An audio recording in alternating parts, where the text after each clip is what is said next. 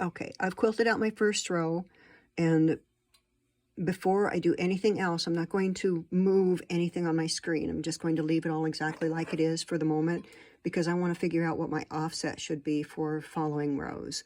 And the way I'm going to do that is I'm going to do an overlay. Okay, this is the screen that comes up when you're all done. You can either exit, overlay echo, save pattern, da-da-da-da. I'm going to do an overlay, and I'm going to modify. Now, if I was to stitch it out again right now, it would just stitch over the top of the stitching I've already done. But what I want to do is pull my new design down to where I think it looks good. And to do that, I'm going to freeze my X value. I'm going to double tap on that to freeze it. And that way it can't move left to right at all. It's going to stay completely right on top of the previously stitched design. And I'm just going to now pull it down until I think, that looks about like what I want. Let's see here. I'm getting close. Do a little bit more. I think I want, that looks pretty good right there.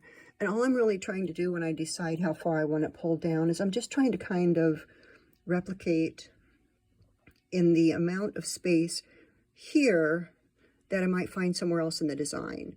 So you can kind of see how much space is here. You can kind of see how much is here. There's a lot of different spacings available in this particular pattern. So I am going to, oh crud, what did I do? Yeah, I had, darn it, I touched my screen. I hate when I do that. Anyhow, oh good, nothing changed. Oh, whew. Okay. So I pulled it down to where I think it looks good. This is going to work for me. So I'm going to write down this value, 9.61, because I started at 0.